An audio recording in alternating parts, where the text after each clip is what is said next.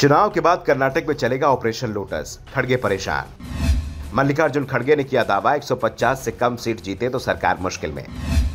आखिर क्यों बीजेपी की रणनीति से कांग्रेस को लग रहा है डर। कर्नाटक में नामांकन जमा करने का काम हो चुका है, नामांकन की जांच भी हो गई है, नाम वापसी शुरू हो चुकी है। इसके साथ चुनाव प्रचार ने भी जोर पकड़ लिया है। राहुल गांधी रविवार को रैलियां शुरू कर रहे हैं। 16 और 17 को भी उन्होंने रैलियां की थी, तो अमित शाह कर्नाटक में ही डटे हुए हैं। दोनों ही दल स्टार प्रचारकों की सूची पहले ही जारी कर चुके हैं और नामांकन वापसी की प्रक्रिया समाप्त होने के बाद प्रचार में और तेजी आ जाएगी। कर्नाटक की सभी 224 सीटों पर 10 मई को वोटिंग होनी है और परिणाम 13 मई को आएंगे। बीजेपी का दावा है कि सरकार एक बार फिर रिपीट होगी और इस बार तो पूर्ण बहुमत के साथ बीजेपी की सरकार बनेगी। तो दूसरी ओर कांग्रेस 150 सीटों पर जीत का दावा कर रही है। बहुमत का आंकड़ा 116 है, लेकिन पार्टी को डर लग रहा है कि 150 से कम सीटें मिली तो सरकार बन तो जाएगी, लेकिन चल नहीं पाएगी। साल 2 साल में ही सरकार चली जाएगी। इसलिए कांग्रेस के अध्यक्ष मल्लिकार्जुन खड़गे अभी से दावा कर रहे हैं कि कांग्रेस की सरकार चाहिए तो 150 सीटें जीतनी होंगी। खड़गे ने कहा कि अगर 150 से कम सीटें कांग्रेस को मिली तो बहुमत होने के बाद भी सरकार मुश्किल में होगी, क्योंकि चुनाव परिणाम के बाद ऑपरेशन लोटस शुरू हो जाएगा। चुनाव परिणाम के बाद बीजेपी जोड़ तोड़ की राजनीति करती है। अगर बहुमत के करीब कांग्रेस रहती है तो बीजेपी कांग्रेस को सरकार बनाने का मौका तक नहीं देगी। गोवा, मणिपुर, मेघालय में यह सब हो चुका है और बहुमत हासिल भी कर लिया, लेकिन बहुमत साधारण हुआ तो फिर सरकार कुछ समय ही चल पाएगी, जैसे मध्य प्रदेश, महाराष्ट्र में हुआ, जहां हमारी सरकार को हटाकर बीजेपी ने अपनी सरकार बना ली।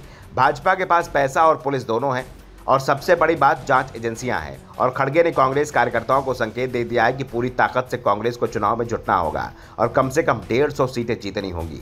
खड़गे ने बीजेपी पर निशाना साधते हुए कहा कि मैं मोदी के खिलाफ नहीं लड़ रहा हूं, मैं इस विचारधारा के खिलाफ लड़ रहा हूं जिसका वो समर्थन करते हैं। ये चुनाव और अगले साल का लोकसभा चुनाव विचारधाराओं की लड़ाई होगी। उन्होंने कहा कि मैं नहीं चाहता कि मेरे नाम के नारे लगाए जाएं, क्योंकि इसे चापलूसी की श्रेणी में लिया जाता है। बाबा साहेब आम्बेडकर ने कहा था, राजनीति में भक्त या किसी एक शख्स की पूजा तानाशाही को जन्म देती है जिसका पतन होना तय है।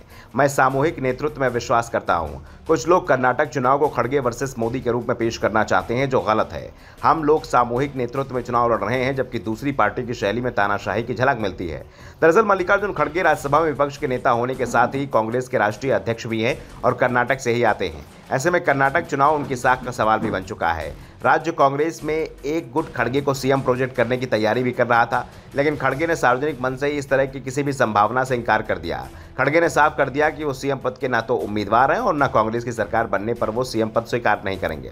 सीएम विधानसभा चुनाव लड़ने वाले लोगों से ही चुना जाएगा। खड़गे ने सीएम पद पर खुद की दावेदारी तो खारिज कर दी है, लेकिन इस बात के दावे जरूर होना शुरू हो गए हैं कि अगर कांग्रेस कर्नाटक में चुनाव जीतती है तो मल्लिकार्जुन खड़गे विपक्ष की ओर से पीएम पद के दावेदार हो सकते हैं। कांग्रेस खड़गे का नाम गठबंधन के उम्मीदवार के रूप में आगे बढ़ा सकती है। वैसे खड़गे ने पिछले दिनों चेन्नई में डीएमके चीफ और तमिलनाडु के सीएम एमके स्टालिन के जन्मदिन पर ऐलान किया था कि विपक्षी एकता के लिए कांग्रेस पीएम पद पर दावा नहीं करेगी, लेकिन लोकसभा चुनाव तक स्थितियां बदल भी सकती हैं।